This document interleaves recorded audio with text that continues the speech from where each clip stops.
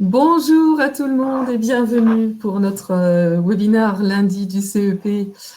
On va vous parler aujourd'hui de transition collective. J'assure ma reconversion avec transition collective. C'est un dispositif, une forme de financement qui est particulière et vous aurez besoin de quelques informations pour savoir si c'est quelque chose qui est intéressant pour vous, qui peut être utile pour vous, qui concerne votre entreprise. Voilà, et comment vous en servir si vous êtes concerné. Alors, voilà, simplement pour démarrer ce webinaire, quelques règles et consignes. Pour que tout se passe bien, on vous propose de couper vos caméras et vos micros. A priori, c'est déjà fait, c'est déjà configuré comme ça. Posez vos questions via le chat. On va y répondre à la fin du webinaire. Alors, petite explication, les lundis du CEP, qu'est-ce que c'est? C'est un événement qui est fait pour les salariés indépendants. Vous pouvez assister en ligne à des webinaires qui sont évidemment 100% gratuits, qui sont présentés par des experts. On va se présenter tout à l'heure, Francis et moi, dans le but de découvrir des dispositifs d'évolution professionnelle et évidemment pour poser toutes vos questions sur votre avenir professionnel. Donc, ces webinaires ont lieu plusieurs fois par mois. Et à chaque fois, il y a un thème, une thématique comme la reconversion, la formation, la valorisation des compétences, la démission ou encore la création de l'entreprise. Donc voilà, n'hésitez pas à aller sur le site Les Lundis du CEP, regardez le programme complet, regardez aussi les replays si vous le souhaitez. Et puis, bienvenue à l'édition d'aujourd'hui. On est le 7 juin, donc le prochain webinaire lundi du CEP aura lieu lundi prochain, le 14, et puis vous en aurez encore un le lundi 21. C'est quasiment toutes les semaines. Voilà. Donc aujourd'hui, le thème c'est « Mon métier est menacé, j'assure ma reconversion avec transition collective ». Donc on va vous dire tout ce que vous vouliez savoir sur ce dispositif, pourquoi ça existe, depuis quand, pour qui, et comment on s'y prend quand on est concerné. Avant de démarrer, je vais laisser la parole à Francis Jérôme, qui est le directeur général de Transition Pro. Francis, est-ce que tu te présentes rapidement? Merci, bonjour à toutes et à tous. Francis Jérôme, donc directeur général de Transition Pro Bourgogne-Franche-Comté. Je suis ravi d'être avec vous ce jour pour parler justement de ce nouveau dispositif Transition collective qui est effectivement copiloté avec les services de l'État et notre structure. Voilà. Merci Birthe, je suis à votre disposition. Eh ben, merci Francis. Donc Birthe Hansen, je suis la manager de service du concern évolution professionnelle pour les salariés et indépendants en Bourgogne-Franche-Comté. Voilà. Alors, transition collective, qu'est-ce que c'est? Donc, très rapidement, si vous faites un tour sur Internet, vous allez voir sur le site du gouvernement cette information déployée depuis le 15 janvier 2021. Transition collective permet d'anticiper les mutations économiques de l'entreprise en accompagnant les salariés volontaires vers une reconversion sereine, préparée et assumée.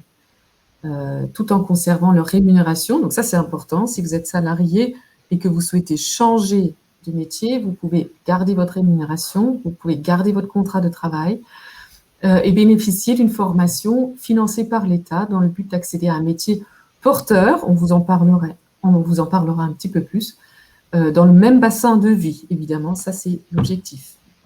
Garder une rémunération, retrouver un emploi, et rester là où on vit, en fait, hein, ne pas avoir à déménager. Voilà. Alors, depuis quand ce transition collective existe? En décembre 2020, donc vous voyez, c'est relativement récent, chaque région a fait un tableau des métiers prioritaires pour chaque région. C'est fait par le CRIFOP, c'est une instance qui est bien au courant de tout ce qui touche l'emploi, la formation et l'emploi et la formation. Et puis, il y a eu la publication d'un appel à manifestation d'intérêt qui a demandé à des structures, enfin comment on appelle ça, des collectifs, on va dire, de donner signe. Ça peut être une collectivité, ça peut être une entreprise, ça peut être une instance quelconque qui est dans un territoire.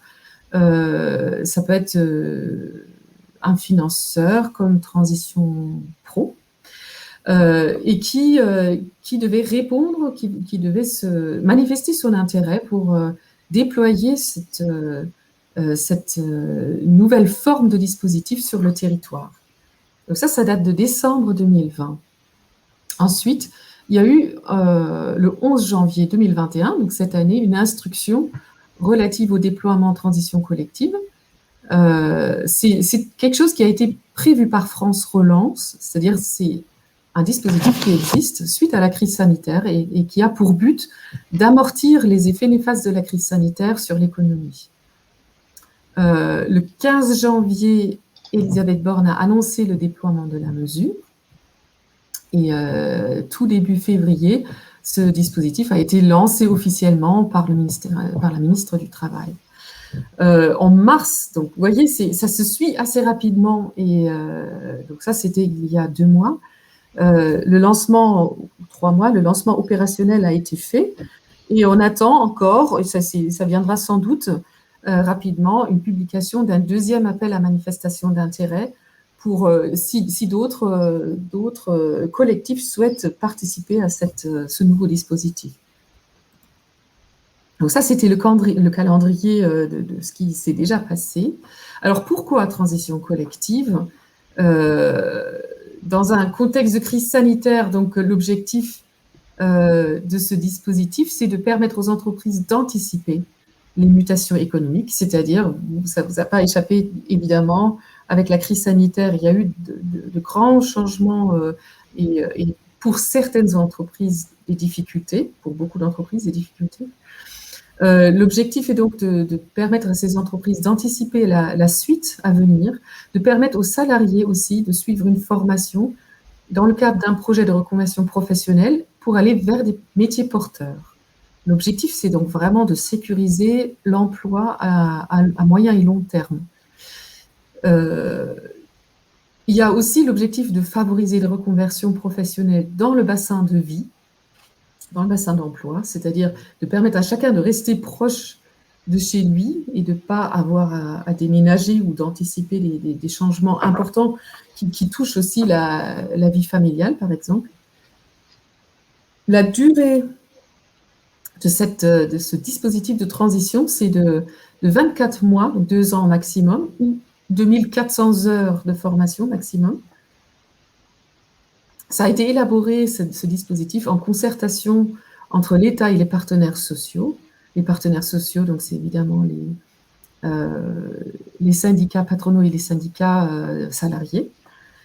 C'est financé dans le cadre de France Relance par le dispositif FNE Formation. Donc c'est pas forcément pour vous très très important de tout comprendre, mais sachez que c'est financé par l'État.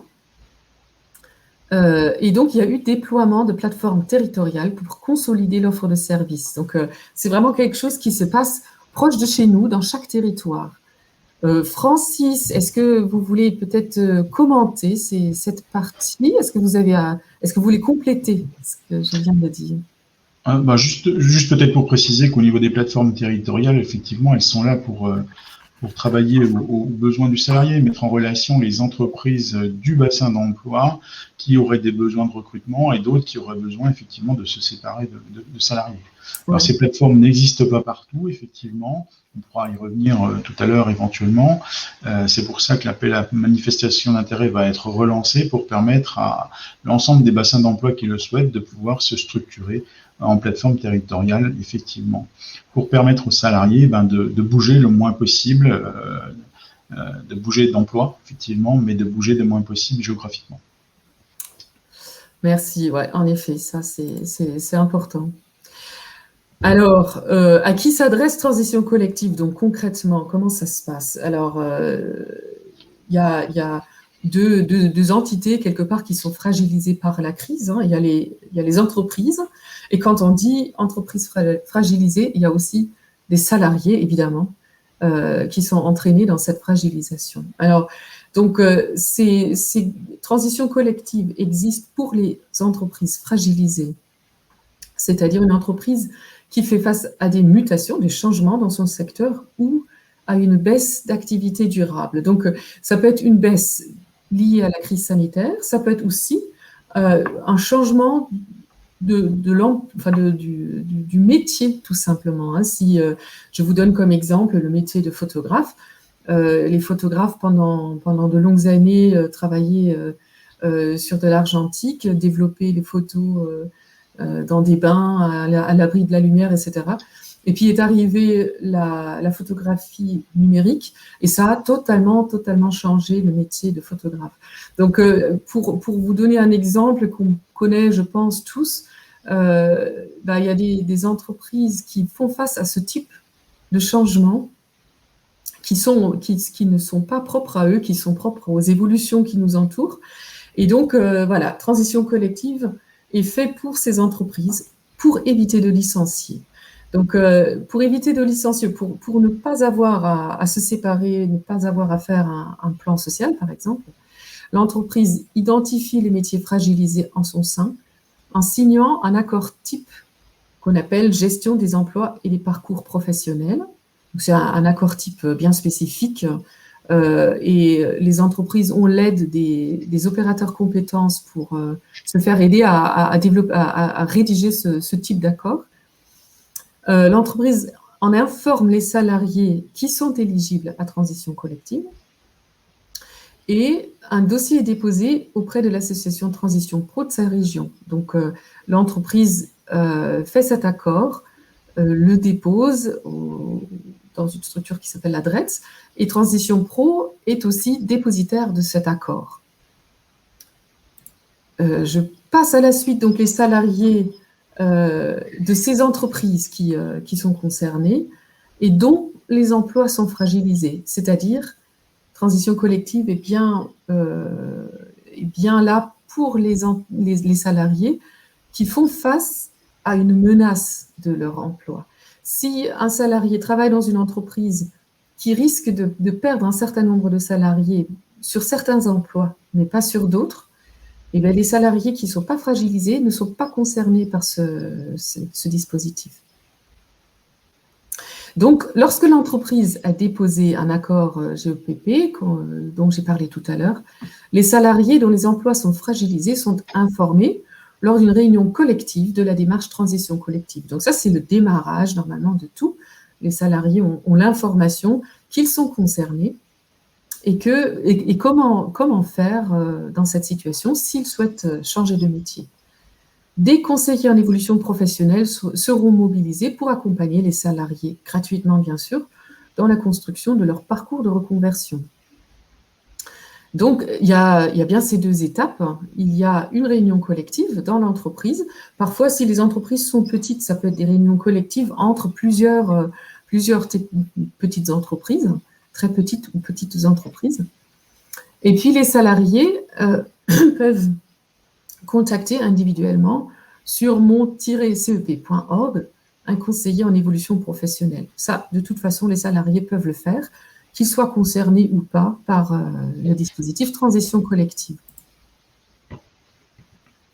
Alors, un petit peu plus d'explications. Les salariés qui sont sur des emplois fragilisés et qui souhaitent se reconvertir peuvent être accompagnés par le conseil en évolution professionnelle pour tout savoir sur le dispositif transition collective, tout savoir ce qui concerne cette démarche, mais aussi les autres possibilités de gérer leur carrière. Donc, il y a transition collective, mais il y a aussi d'autres dispositifs auxquels les salariés peuvent faire appel.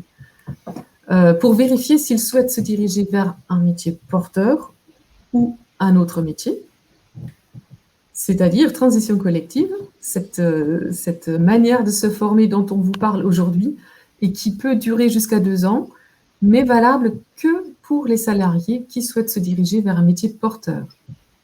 Si on souhaite se reconvertir vers un autre métier, on peut aussi faire des démarches, mais dans ce deuxième cas, il faut choisir une autre manière de se reconvertir. Ça ne sera pas avec ce financement-là.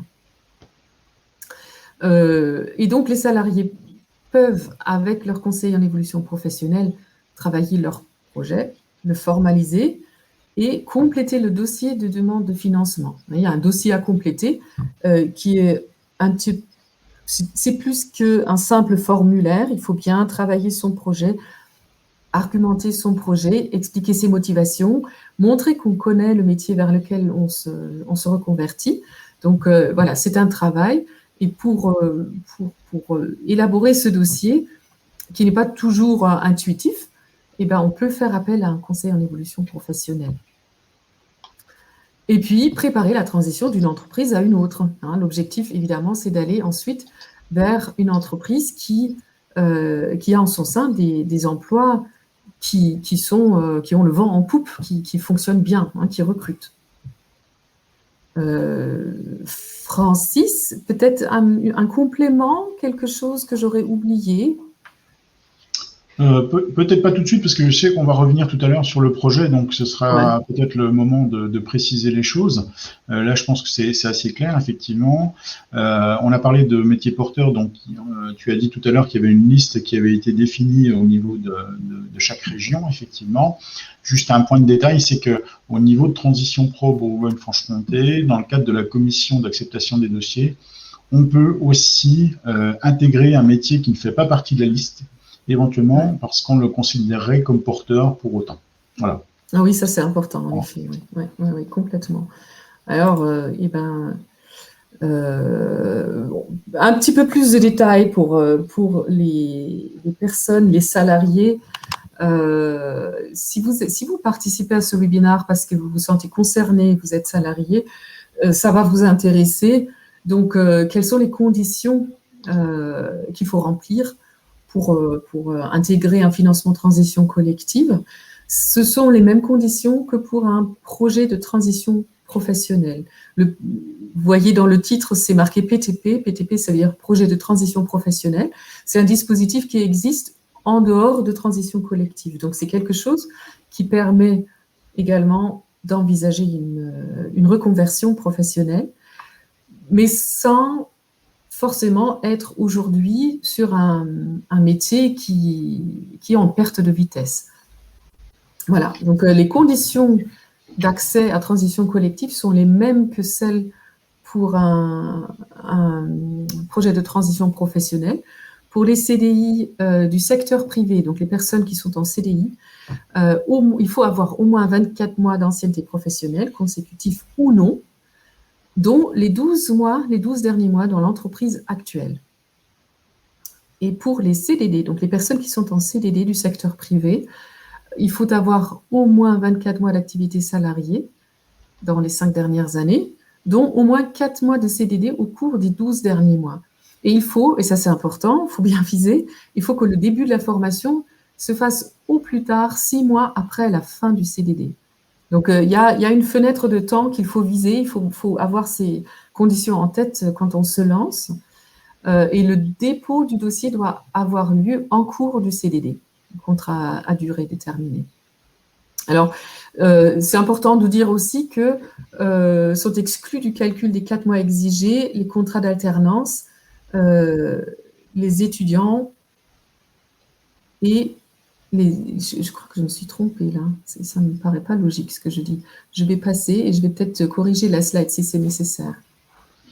Parce que les contrats d'alternance, si c'est bon, les contrats d'alternance ne rentrent pas dans le calcul des 4 mois exigés au cours des 12 derniers mois. Si, ça y est, je revois. Les contrats étudiants ne sont pas calculés non plus là-dedans et les contrats d'accompagnement dans l'emploi non plus. Donc voilà, ça c'est des exclusivités qu'il faut pas être dans cette condition-là quand on veut déposer un dossier de transition collective. Voilà. Alors, pour les intérimaires, je vais passer assez rapidement là-dessus parce que c'est un petit peu complexe. Et si vous êtes concerné, c'est-à-dire si vous êtes intérimaire, renseignez-vous dans votre agence ou auprès d'un conseiller en évolution professionnelle, parce que c'est un petit peu complexe de correspondre aux conditions quand on est intérimaire. Mais sachez que voilà, il faut justifier de 1600 heures d'intérim, dont 600 heures dans l'entreprise de travail temporaire ou le groupe d'entreprise de travail temporaire. L'ancienneté s'apprécie toutes missions confondues sur une période de 18 mois. Donc, les 1600 heures, il faut les avoir faites sur les 18 derniers mois à la date de départ en formation. Et le dépôt du dossier doit se faire au plus tard 4 mois après le dernier contrat. Et la formation doit débuter au plus tard 6 mois après la fin du dernier contrat. Donc, c'est comme je disais tout à l'heure, il y a une fenêtre de temps qu'il faut viser. Il faut bien avoir ces conditions à l'esprit quand on dépose son dossier. Alors, voilà, peut-être quelques mots sur la notion de métier porteur. Donc, vous avez là sur la slide la carte de la France avec les différentes régions. Je vous ai mis l'adresse précise à laquelle vous pouvez retrouver cette carte, qui est https://travail-emploi.gouv.fr. Et puis, vous avez le long titre « Formation professionnelle, formation des salariés, transition collective, article « Les métiers porteurs en région ». Donc, c'est très long. Si vous faites « Les métiers porteurs en région », tout simplement, sur un moteur de recherche, vous tombez sur cette page, a priori. Vous voyez sur la carte des petits points sur chaque région. Quand vous allez sur le site internet, vous cliquez sur ces points, vous aurez la liste précisément des métiers qui sont déclarés comme porteurs dans votre région. Et ces métiers, en effet, ne sont pas les mêmes parce que selon les bassins d'emploi, bien évidemment, ce n'est pas la même réalité économique. Il y a des régions qui sont plus industrielles, d'autres qui sont plus portées sur le service, par exemple. Donc, voilà, selon les régions, ce n'est pas la même chose. Francis, tu veux peut-être compléter? Pas forcément. Juste peut-être un point, c'est que l'animateur de la session a mis dans le chat le lien. Ça permettra aux gens plus facilement de pouvoir cliquer dessus, effectivement. C'est effectivement la liste du CREFOP qui a été définie, effectivement. Cette liste peut être revue régulièrement, puisque les bassins d'emploi peuvent aussi nous solliciter pour réintégrer d'autres métiers qui seraient porteurs de manière plus locale. Voilà. Voilà, en effet, c'est ce que tu disais tout à l'heure. Alors, il y a les métiers qui sont aujourd'hui déclarés comme porteurs. C'est quelques exemples. Je vous ai mis ces exemples-là parce qu'on les retrouve dans plusieurs régions. Ça ne veut pas dire qu'ils sont déclarés porteurs dans votre région. Donc, vérifiez bien par le site que je vous ai affiché tout à l'heure et dont notre animateur a mis le lien dans le chat. Cliquez bien sur ce lien pour voir quels sont les métiers chez vous. Mais très souvent, on retrouve donc comme métier porteur les métiers qui touchent à l'informatique. Informaticien, c'est assez vaste. Les métiers de l'informatique sont variés aujourd'hui, mais voilà, renseignez-vous là-dessus. Infirmier, aide-soignant, c'est des métiers qui sont souvent recherchés. Infirmier, pas toujours. Aide-soignant, c'est presque généralisé dans la plupart des régions. Les métiers de l'aide à la personne reviennent aussi très, très souvent. Ça veut dire aide à domicile, par exemple. Les ouvriers du bâtiment sont souvent recherchés. Les attachés commerciaux, pas partout, mais c'est un métier qui est souvent recherché. Les chefs de chantier, les conducteurs de travaux dans le bâtiment. Les ouvriers qualifiés dans l'industrie et les techniciens de la maintenance aussi. C'est assez recherché dans beaucoup de régions. Les métiers liés à la rééducation, comme kinésithérapeute par exemple. Les conducteurs, les métiers du transport, selon les régions, sont aussi recherchés. Les bouchers charcutiers, ou d'une manière peut-être un peu plus généralisée, les métiers de bouche sont plutôt recherchés. Vous verrez aussi, il y a peut-être des évolutions, mais vu qu'on a la chance aujourd'hui de sortir de la crise sanitaire, les métiers de la restauration et de l'hôtellerie recommencent aussi à être recherchés. Je ne les ai pas mis sur la slide, mais c'est une évolution qu'on connaît. Et puis les employés libre-service dans le commerce, dans la grande distribution, sont assez recherchés. Voilà, pour vous donner quelques exemples, hein, c'est toujours un petit peu peut-être... Enfin, moi, je trouve que c'est plus facile de comprendre quand on a des exemples. Quand on dit métier porteur, c'est peut-être un petit peu trop général. Voilà. Alors, transition collective, comment ça se passe exactement? Donc, on vous a mis les 9 étapes. Vous voyez sur les slides, ce qui concerne les salariés, c'est en bleu, bleu lagon, là, bleu turquoise. Ce qui est bleu un petit peu plus foncé, c'est des étapes qui concernent l'entreprise. Donc, ce sont des démarches qui doivent être faites par l'entreprise ou par d'autres structures. Voilà. Donc, première étape, il y a l'élaboration des listes de métiers porteurs en région par des instances régionales. Donc, ces listes ont été proposées dans les régions par différents acteurs, dont la DGEFP qui s'appelle DRETS maintenant, si je ne dis pas de bêtises. Ah, mais c'était la directe. C'était la directe. C'était la directe. C'est bien la DGEFP, ouais. C'est bien la DGEFP. Le Pôle emploi, Transition Pro, APEC, ce sont des structures qui ont proposé à la région des listes, parce que c'est des structures qui sont sans cesse en lien avec les questions sur l'emploi et sur l'économie, et qui savent quels sont les métiers qui sont recherchés. Ça c'est fait, cette étape-là elle est faite, mais comme disait Francis tout à l'heure, il est toujours possible de rajouter des métiers qui s'avèrent porteurs ou qui s'avèrent recherchés dans la région. Après, l'entreprise peut mobiliser son OPCO, l'opérateur de compétences, pour repérer... Enfin, pardon, je vais trop vite. L'entreprise peut mobiliser l'OPCO, et les OPCO sont mobilisés aussi pour repérer les entreprises qui sont en difficulté. C'est donc le travail des opérateurs de compétences d'accompagner les entreprises dans cette démarche. Ensuite, l'entreprise dépose un accord GEPP.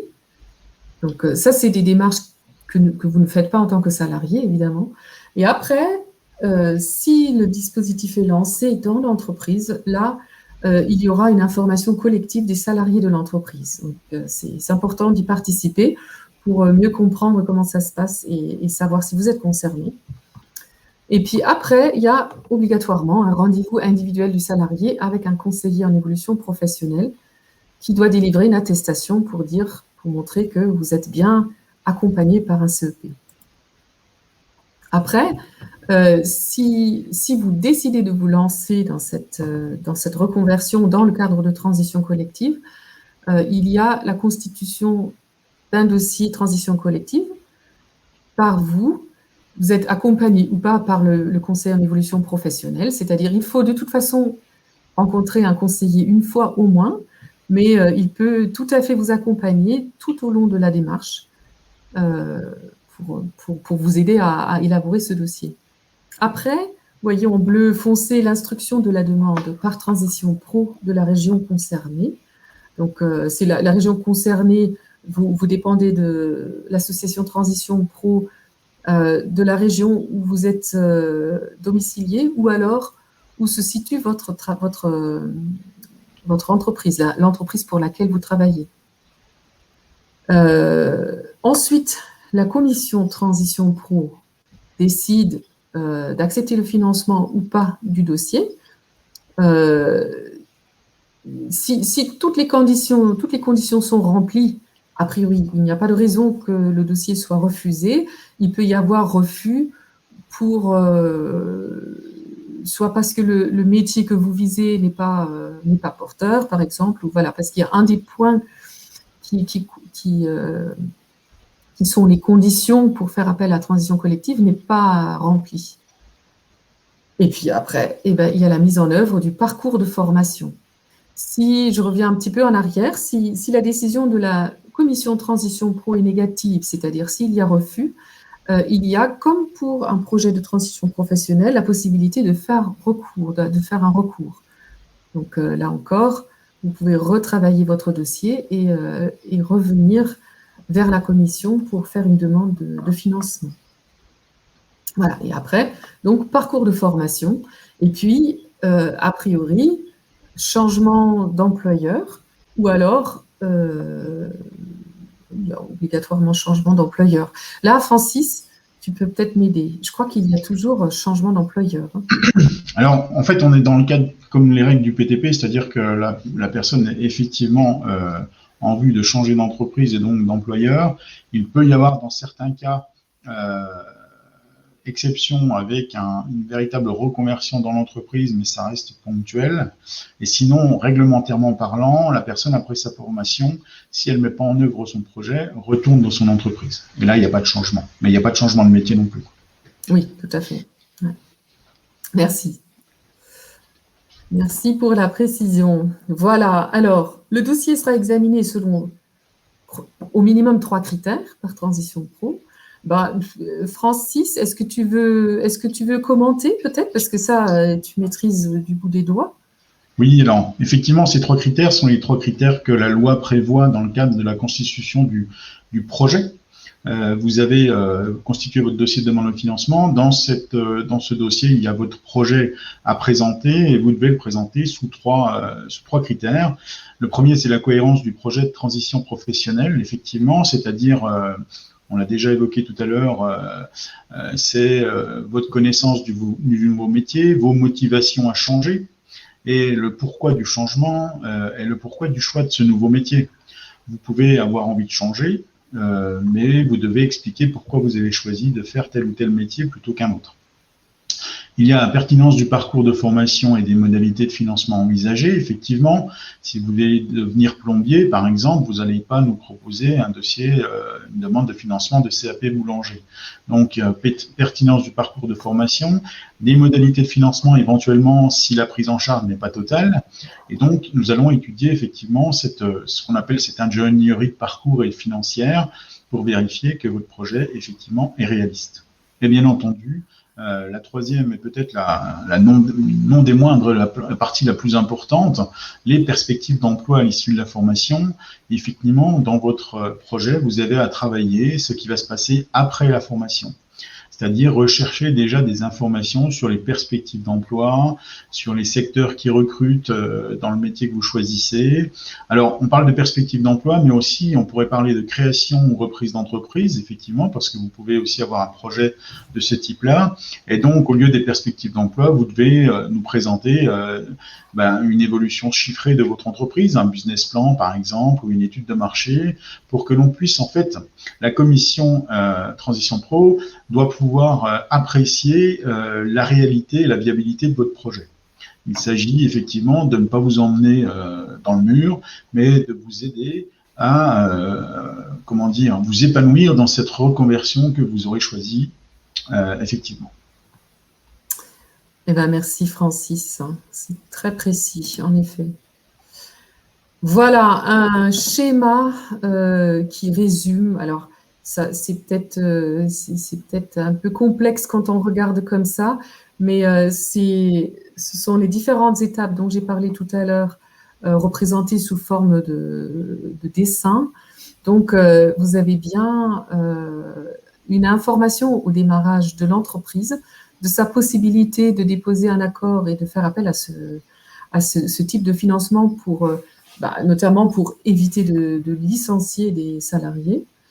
Il y a, vous voyez les deux mains qui se serrent, un diagnostic ressources humaines qui est accompagné a priori par l'opérateur compétence de l'entreprise, de sa branche, et un accord donc de gestion des emplois et je ne me rappelle plus.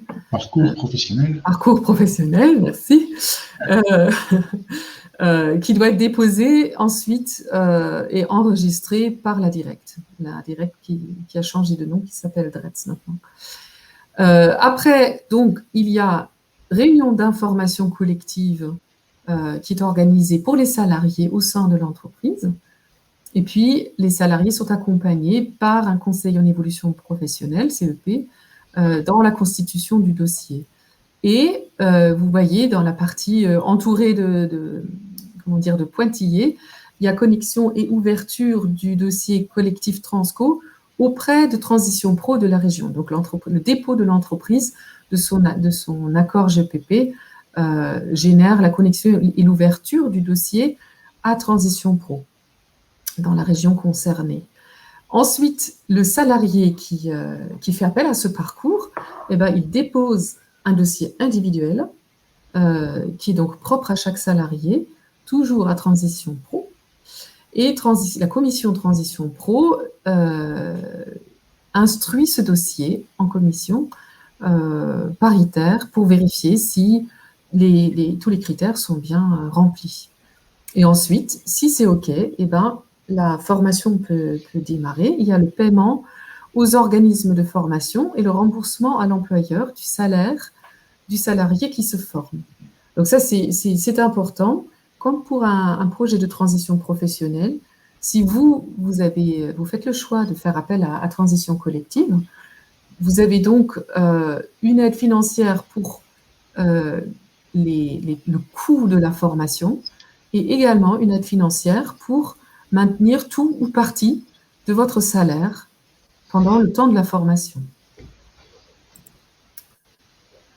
Alors, quelques informations sur le conseil en évolution professionnelle, et puis après, on va passer à vos questions. Donc, le conseil en évolution professionnelle, vous l'avez vu passer plusieurs fois dans les explications qu'on vient de donner sur transition collective. Là, pour transition collective, c'est un passage obligé pour chaque salarié. Pour d'autres financements, ce n'est pas un passage obligé, mais c'est une aide, c'est un conseil gratuit auquel vous pouvez faire appel en toutes circonstances, que vous soyez concerné par transition collective ou pas. Alors, c'est quoi exactement ce que nous dit le gouvernement, c'est que le conseil en évolution professionnelle constitue un processus gratuit d'appui pour faire le point sur sa situation professionnelle et, le cas échéant, élaborer, formaliser et mettre en œuvre une stratégie visant l'évolution professionnelle.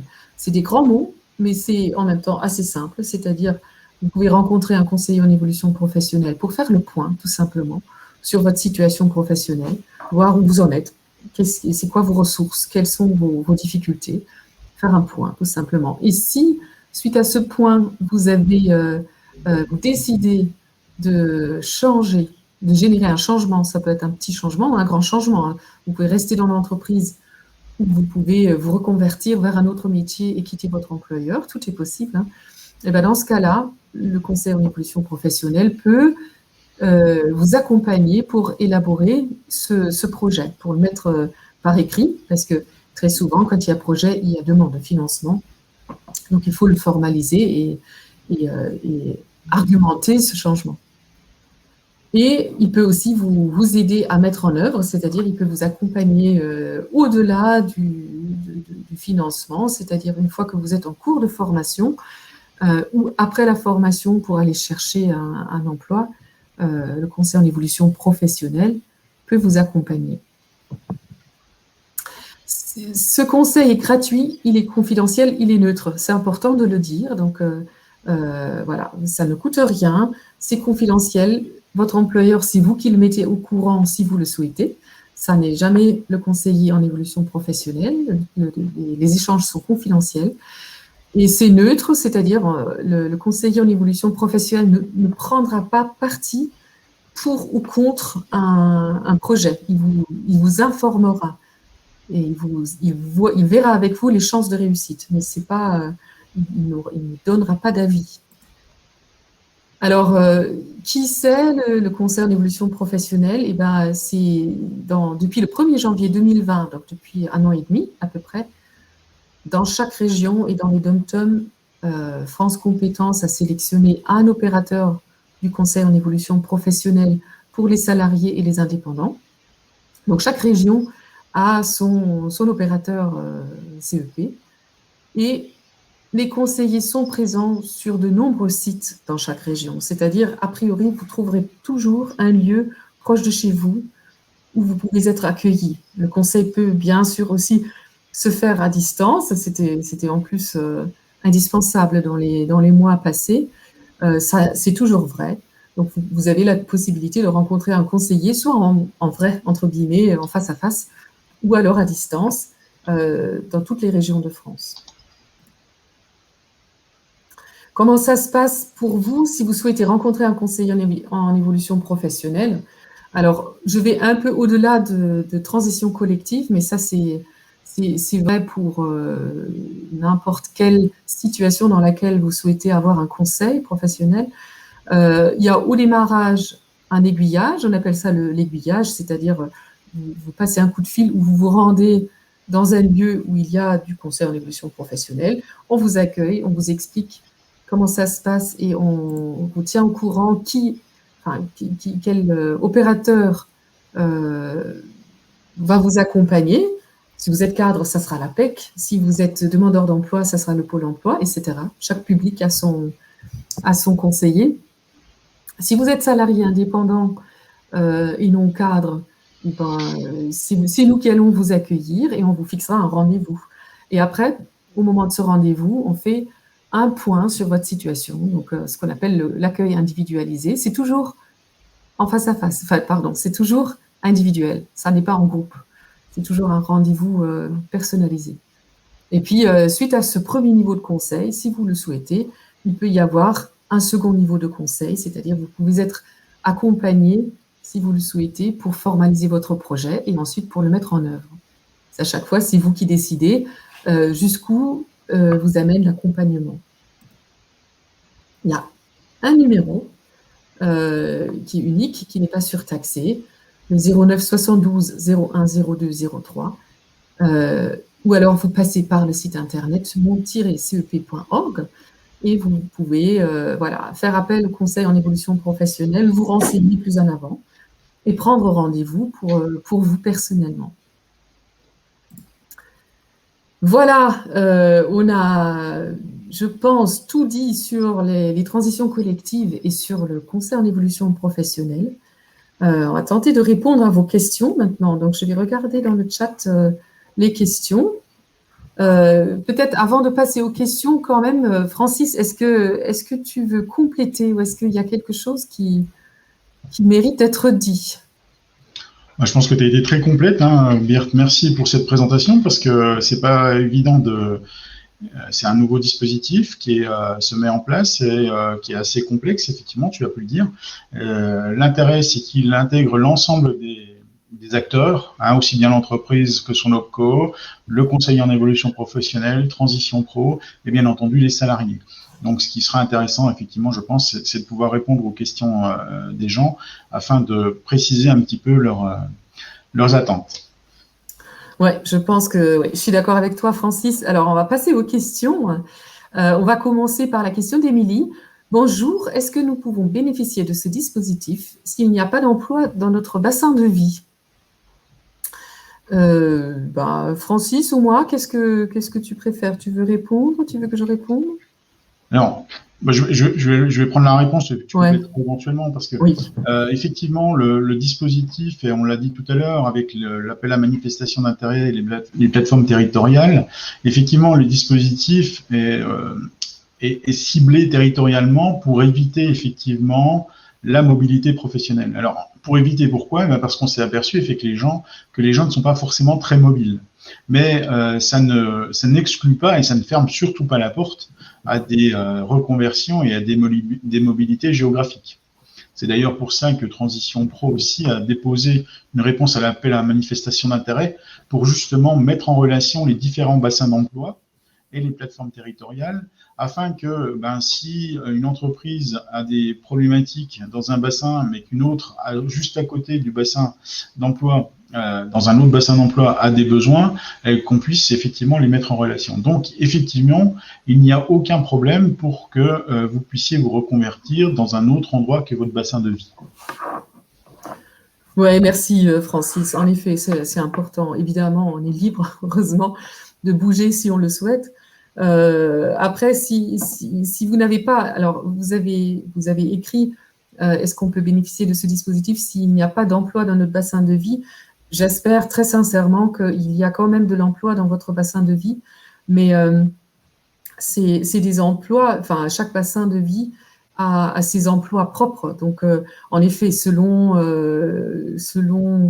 votre bassin, ça peut être plutôt les services. Dans le rural, par exemple, il y a beaucoup de services à la personne qui recrutent. Les commerces sont quasiment présents partout.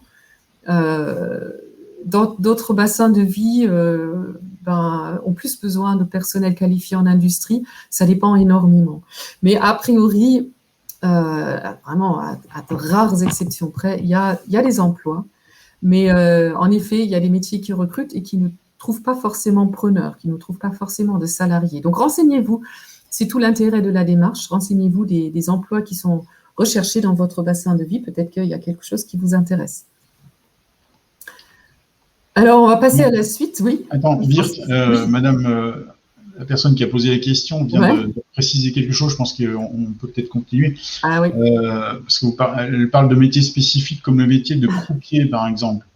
Alors, à mon niveau, en tout cas, je n'ai pas l'information que ce soit un métier recherché ou porteur, effectivement. C'est un métier très spécifique et un secteur très spécifique. Il faudrait éventuellement qu'on creuse la situation.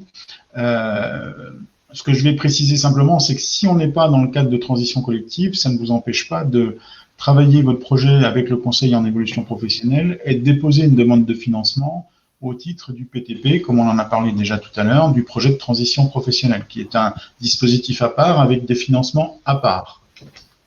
Oui, ça c'est important, en effet. Ouais. Transition collective, c'est très précis. Les conditions sont très spécifiques. Mais ça n'empêche que vous pouvez accéder à d'autres financements si vous souhaitez vous reconvertir dans d'autres circonstances. Alors, Véronique a écrit « Bonjour, notre employeur nous a fait signer une feuille pour bénéficier du FNE, mais poursuivre nos formations obligatoires liées à notre métier. Est-ce la même chose ?» Ce n'est pas la même chose. Ce n'est pas le même objectif. L'employeur peut tout à fait vous faire bénéficier du FNE pour les formations obligatoires. C'est intéressant et puis c'est utile. Transition collective, c'est tout à fait différent. Donc, c'est vraiment transition collective est là pour, non pas pour les employeurs, pour permettre aux employeurs de former leur personnel, pour l'adapter à l'emploi existant, mais pour permettre à l'employeur d'aider les salariés à aller vers les métiers qu'ils recrutent. Donc, l'objectif, c'est bien de la reconversion, c'est de changer de métier et non pas de consolider les compétences sur le métier sur lequel vous êtes déjà. Est-ce qu'il y a d'autres questions? Ah, il y a Véronique qui est en train d'écrire. Je vous remercie. Eh ben, c'est un plaisir. C'est un plaisir. Alors, qu'est-ce qu'on n'a pas dit? Oui, je vais peut-être juste insister sur ce que vient de dire Francis. Nous avons la chance de recevoir un bon nombre de salariés, beaucoup de salariés et beaucoup d'indépendants qui ont le souhait de changer. Et la crise sanitaire a peut-être sensibilisé aussi à cette question de la transition professionnelle. Si vous êtes dans ce cas, mais votre entreprise ou votre emploi ne rentre pas dans les conditions de transition collective, surtout n'hésitez pas, renseignez-vous, rencontrez votre conseiller en évolution professionnelle, renseignez-vous, il y a d'autres manières de se reconvertir et d'autres financements disponibles, ou tout simplement, parfois aussi, la possibilité de renforcer des compétences ou d'acquérir de nouvelles compétences qui peuvent vous être utiles au sein même de votre employeur actuel. Par exemple, renforcer vos compétences informatiques ou apprendre l'anglais ou améliorer l'anglais, par exemple. Alors, Émilie nous demande, pouvez-vous rappeler rapidement la différence entre le dispositif transition collective et le dispositif CPF-PTP? Qui c'est qui va, Francis ou moi? Qu'est-ce que tu préfères, Francis? Comme tu veux, commence et puis je compléterai. Ça marche. Donc, je commence par le CPF-PTP, donc le projet de transition professionnelle. Il existe, c'est la continuité ou ce qui était avant le CIF. Peut-être que ça vous parle. Avant, on appelait ça le congé individuel de formation. Aujourd'hui, le projet de transition professionnelle et la possibilité de faire appel à un financement quand on souhaite suivre une formation qualifiante, c'est-à-dire qui donne à la fin une certification, un diplôme. Pour ça, on utilise son compte personnel formation et l'association Transition Pro de votre région peut compléter, si le dossier est accepté, peut compléter le financement parce que le compte personnel formation, généralement, n'est pas suffisant pour financer et une formation qualifiante et le salaire, notamment, quand on part en formation pendant plusieurs mois. Donc, le CPF-PTP est une manière de financer une formation qui peut durer jusqu'à 1 an ou jusqu'à 1200 heures pour acquérir un diplôme ou une certification.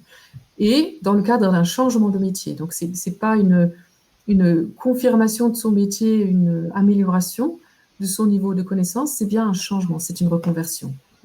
Alors que transition collective, permet d'aller plus loin dans le sens où on peut aller jusqu'à 2 ans de formation, alors qu'avec un CPF-PTP, c'est 1 an. Et plus restreint dans le sens où il faut viser un métier porteur. C'est pour ça qu'on vous a parlé des métiers porteurs dans chaque région. Si vous ne visez pas un métier porteur, vous ne pouvez pas faire appel à transition collective. Et votre entreprise doit avoir déposé un accord GEPP. C'est pareil, si votre entreprise ne fait pas partie, ne fait pas cette démarche, parce qu'elle n'en a pas besoin, par exemple, de déposer un accord, vous ne pouvez pas faire appel au financement de transition collective. Francis, est-ce que j'étais exhaustive ou est-ce que j'ai oublié quelque chose? Moi, je pense que tu as été très exhaustive. C'est vrai que moi, j'appuierais en fait le fait que la différence, c'est la clé d'entrée, c'est-à-dire que transition collective, c'est l'entreprise qui rentre dans le dispositif d'abord, et le salarié peut rentrer par la suite, alors que dans le dispositif CPF-PTP, alors nous, on a enlevé le mot CPF, je pourrais expliquer pourquoi éventuellement, mais le dispositif PTP est à la main du salarié. Donc la clé d'entrée, c'est le salarié, il le met en œuvre en fait quand il le souhaite. Donc pour moi, la grosse différence, c'est effectivement qu'il y a l'entreprise dans un cas qui est partie prenante en amont, et dans l'autre, c'est vraiment le salarié qui gère son dossier. Je vais juste préciser une petite chose pour la Bourgogne-Franche-Comté, parce qu'effectivement, il y a cette règle des 1 an de prise en charge de 1 an de formation, comme elle a été revue en priorité par France Compétences en Bourgogne-Franche-Comté, nous sommes en capacité, dans certains cas, de financer des formations longues, dans le cadre du PTP. Nous pouvons effectivement dépasser cette règle, donc c'est juste une petite précision. Mais voilà, ce qu'il faut vraiment noter, je pense, c'est que dans un cas, c'est l'entreprise qui est au démarrage de l'action, et dans l'autre, c'est le salarié lui-même. Ouais. Merci Francis. En effet, ouais, j'ai pas parlé des formations longues, et je sais que c'est important. Ouais. Alors, Véronique nous dit, j'ai fait une formation il y a 4 ans dans le but d'une reconversion professionnelle, mais suite à des problèmes de santé, je n'ai pu changer de métier. Y a-t-il moyen de bénéficier d'une remise à niveau pour relancer mon projet? Alors, normalement, vous pouvez faire appel à votre compte personnel formation pour une remise à niveau. Ça, il faut voir en fait en quoi elle consiste, cette remise à niveau.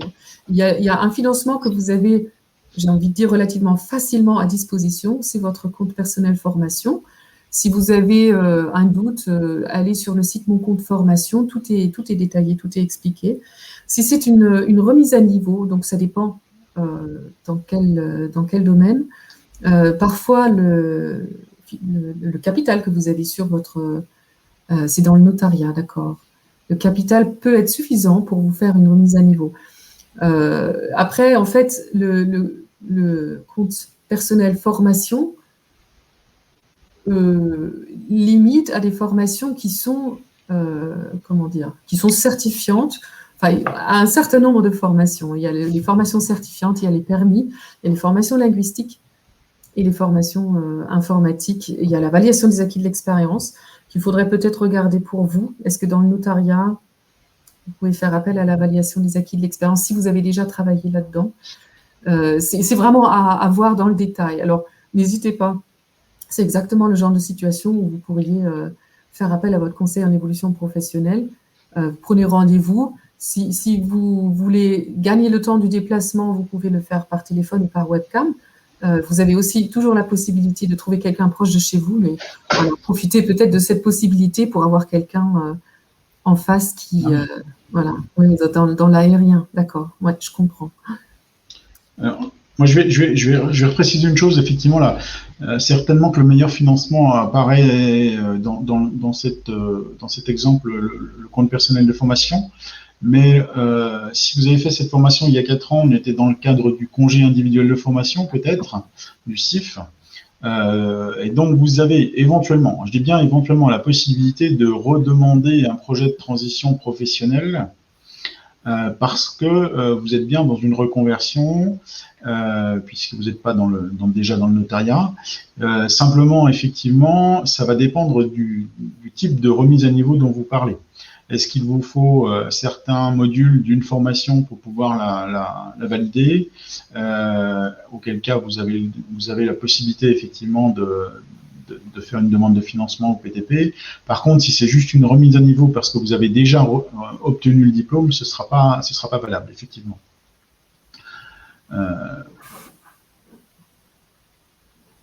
Ah oui, bah si vous avez déjà votre BTS notariat, ce sera difficile dans le cadre du PTP de financer une simple remise à niveau, à moins pour vous d'aller sur une licence professionnelle, par exemple, ou une licence du même type de formation, et donc de monter de niveau. Puisque si vous êtes toujours dans l'aérien, vous êtes bien dans la reconversion.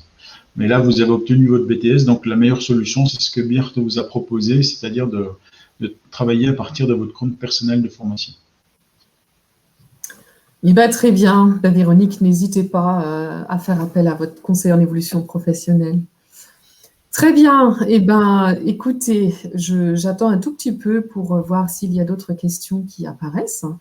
Dans tous les cas, on était ravis de partager avec vous ces informations sur le dispositif transition collective, qui, comme disait Francis, est peut-être pas très facile à lire. Mais voilà, il a le grand mérite d'exister et c'est très intéressant. Alors, je regarde s'il y a d'autres questions. Et les remerciements, avec plaisir. Merci à tout le monde, merci à nos participants, nos spectateurs, et puis bonne évolution professionnelle à tout le monde. Et très bonne journée. Et merci Francis d'avoir accepté de participer. Merci Birte, merci à vous pour nous avoir écoutés, effectivement, et on reste aussi également à votre disposition. Hein. Il y a un site internet dans chaque région pour les transitions pro, donc n'hésitez pas à aller chercher de l'information également. Tout à fait. Et merci à tout le monde. Merci. Au revoir. Au revoir.